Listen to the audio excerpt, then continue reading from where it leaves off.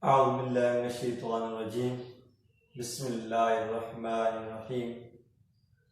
I am Kashif Riaz and you are watching my YouTube channel Physics with Kashif Riaz. Dear viewers, today we discuss a topic that is torque या इसका दूसरा नाम है moment of force. मतलब क्या है? Moment of force का मतलब है फोर्स का एक लम्हा। तो डिफाइन करते हैं कि हमारे पास टॉर्क या मोमेंट ऑफ फोर्स ये क्या होता है। ये याद रखिए, अभी क्लियर कर लें अपने ज़हन में कि अगर क्वेश्चन आता है डिफाइन टॉर्क या क्वेश्चन आता है डिफाइन मोमेंट ऑफ फोर्स, ये दोनों एक ही नाम है। ठीक है, टॉर्क हो या मोमेंट ऑफ फोर्स, ये दोनों एक ही चीजें हैं। तो सबसे पहले हम डिफाइन करते हैं व्हाट इज टॉर्क या मोमेंट ऑफ फोर्स। तो इसको हम तीन तरह डिफाइन करते हैं। सबसे पहले डिफिनेशन हमने कहा टर्निंग इफेक्ट ऑफ फोर्स।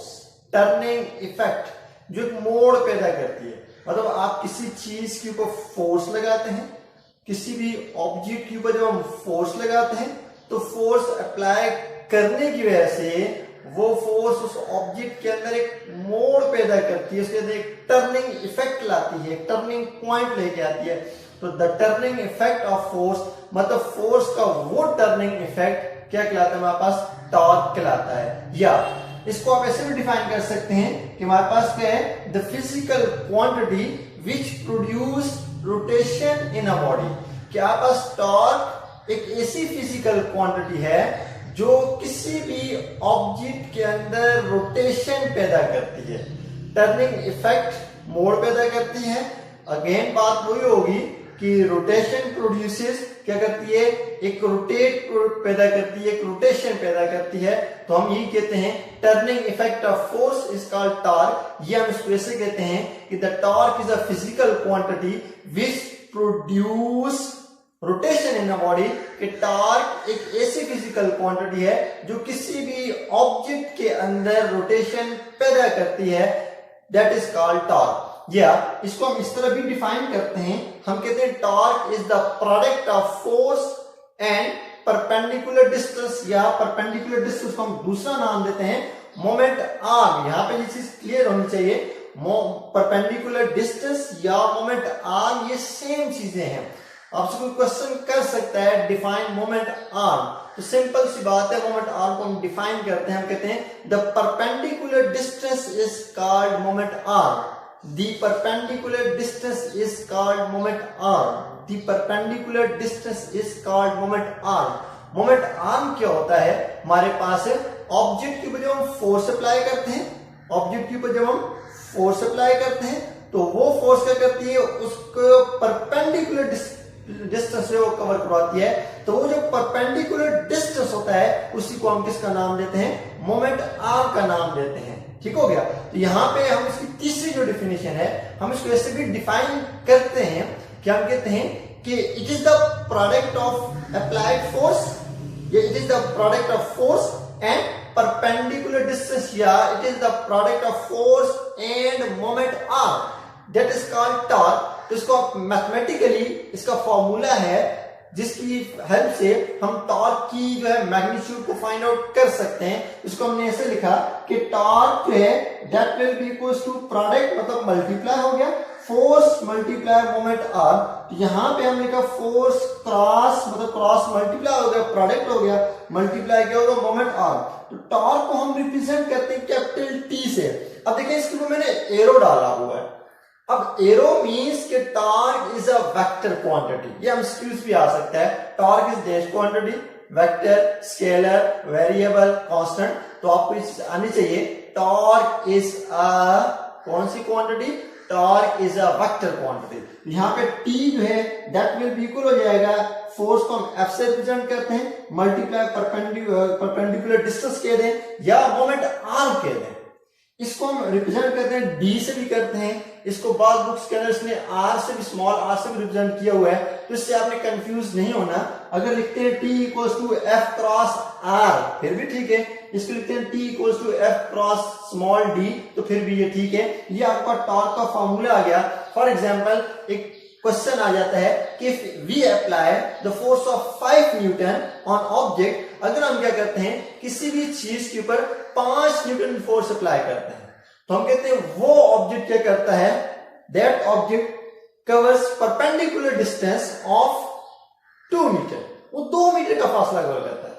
तो what is the magnitude of torque, torque की मैग्नीट्यूड कितनी होगी, तो आपने सिंपल यहाँ पे F5 और D2 आ गया, 5 मल्टीप्लाई 2, 5 2 10, तो टॉर्क की वैल्यू आपका कितनी हो जाएगी, 10 हो जाएगी। और साथ इसके साथ आप जब यूनिट लिखेंगे तो इसकी यूनिट आपका क्या होगी, ये चीज भी आनी चाहिए। देखें सिंपल इज दैट फोर्स की यूनिट क्या होती है हमारे पास, न्यूटन होती है, फोर्स की यूनिट क्या आ गई, न्यूटन, तो इसलिए हम लिख रहे हैं न्यूटन। अच्छा डी क्या आ गया, मोमेंट आर में आ गया या परपेंडिकुलर डिस्टेंस आ गया।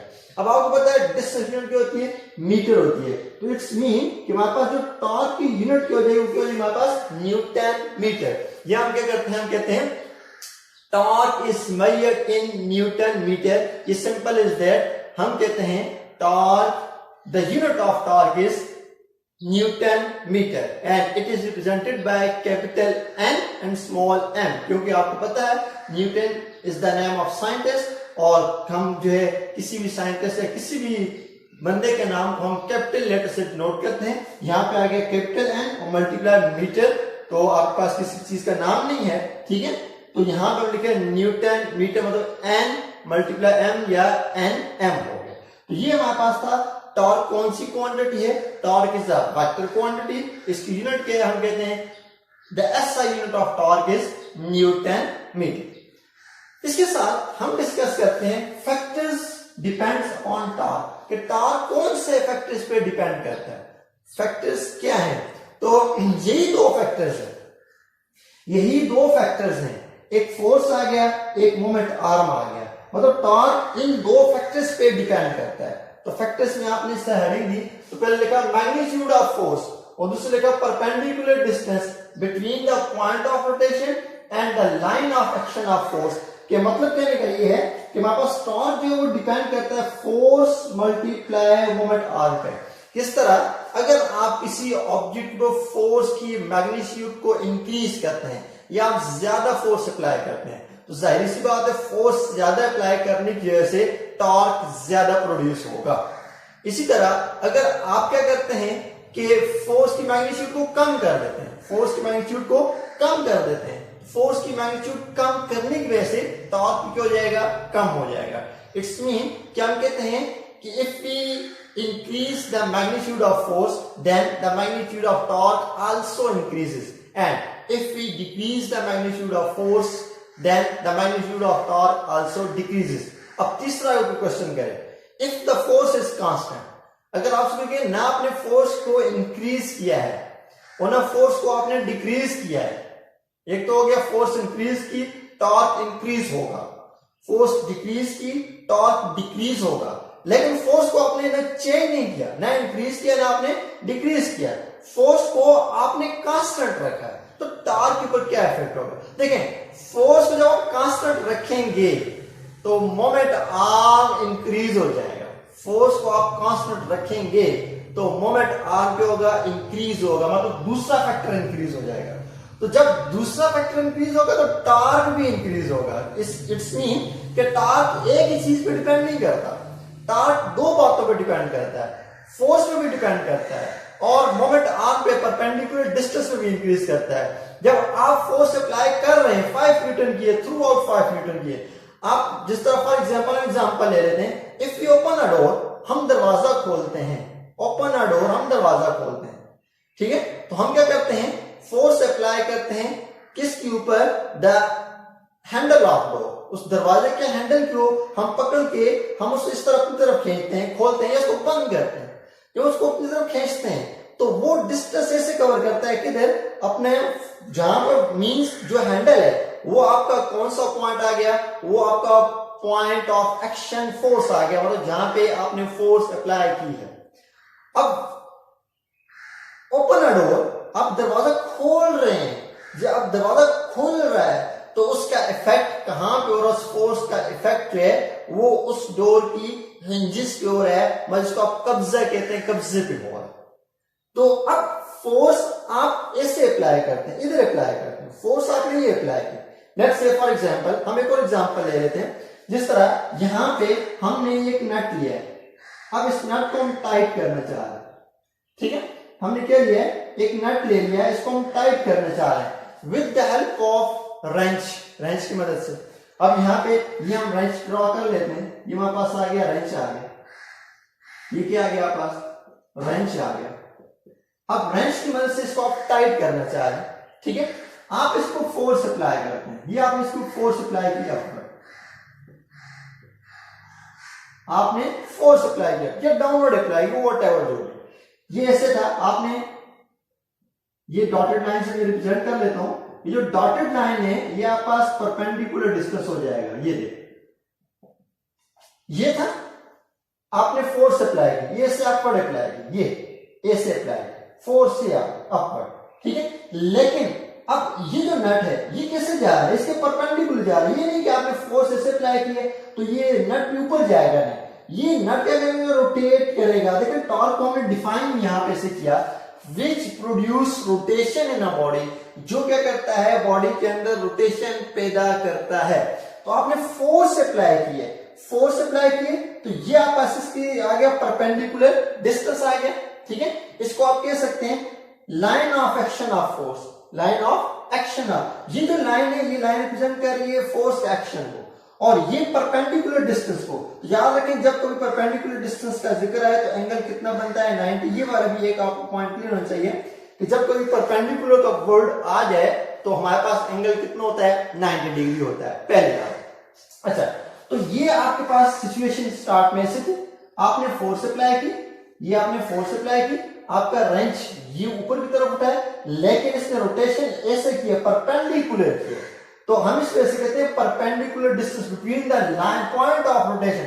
अब ये पॉइंट ऑफ रोटेशन आ गया, मतलब ये पॉइंट ऑफ रोटेशन आ गया, और ये line of action of force ये आ गई, और ये पॉइंट ऑफ रोटेशन आ गया जिसमें ये क्या कर रहा है, रोटेट कर रहा है। तो इसको हम टर्निंग इफेक्ट भी कह सकते हैं, इसको हम इस तरह भी कह सकते हैं कि produce rotation in a body is called torque. अब बात चली थी कि अगर हमने फोर्स कांस्टेंट लगाई, फोर्स को हमने इंक्रीज नहीं किया, देखिए मैं फोर्स को ही कांस्टेंट लगा रहा हूं, ये 5 न्यूटन की फोर्स ही लगा रहा हूं, ये लगा रहा हूं 5 न्यूटन से इंक्रीज नहीं कर रहा, लेकिन यहाँ पे रोटेशन तो इंक्रीज हो रही है, रोटेशन तो होती जा रही है ना, तो रोटेशन हो रही है, फोर्स को हमने नहीं इंक्रीज की, फोर्स उतनी है, लेकिन ये आपका जो नट है ये रोटेट हो रहा है, तो रोटेशन हो रही है, इसका मतलब टॉर्क भी हो रहा है, तो रोटेशन बढ़ती जा रही है, तो आपका टॉर्क भी बढ़ता जाएगा। तो 3 पॉइंट्स थे कि अगर फोर्स इंक्रीज की टॉर्क इंक्रीज होगा, फोर्स डिक्रीज की टॉर्क डिक्रीज होगा, लेकिन फोर्स अगर हमने कांस्टेंट रखी, फोर्स कांस्टेंट रखी, फोर्स कांस्टेंट रखने की वजह से मोमेंट आर्म तो बढ़ जाएगा,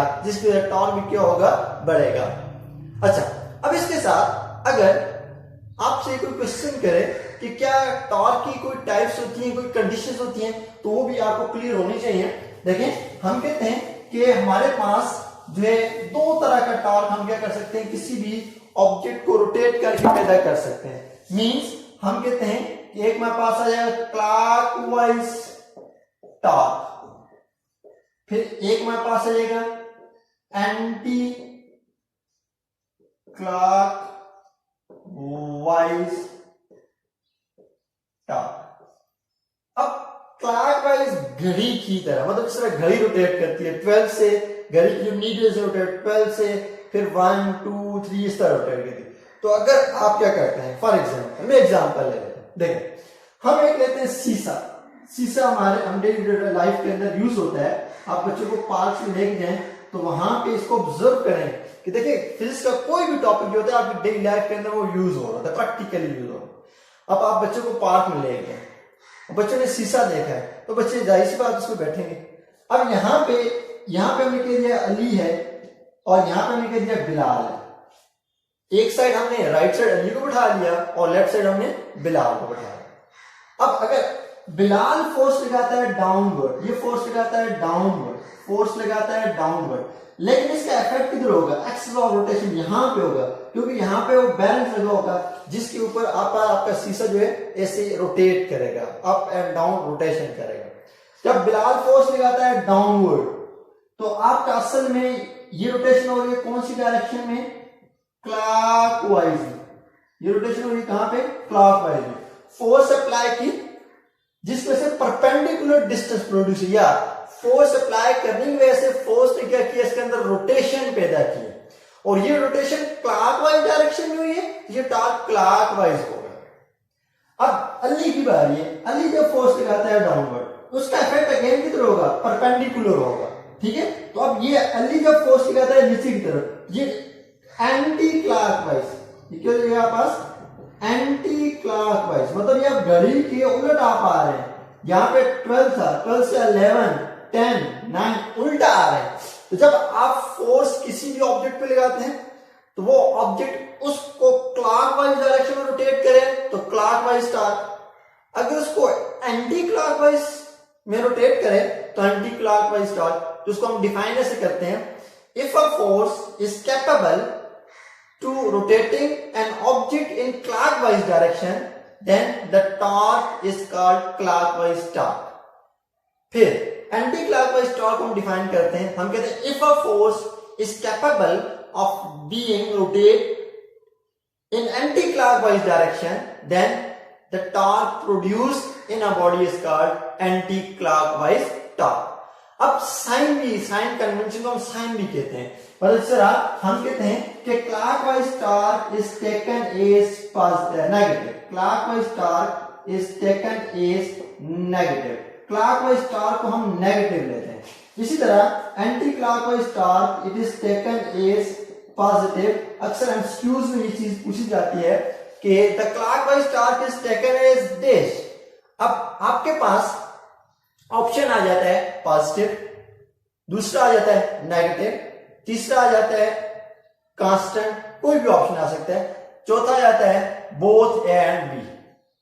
अब इसमें से आप देख रहे हैं क्लॉकवाइज हुआ तो आप कौन सा साइन लेंगे उसके साथ, नेगेटिव, टॉर्क को आप नेगेटिव वैल्यू लें।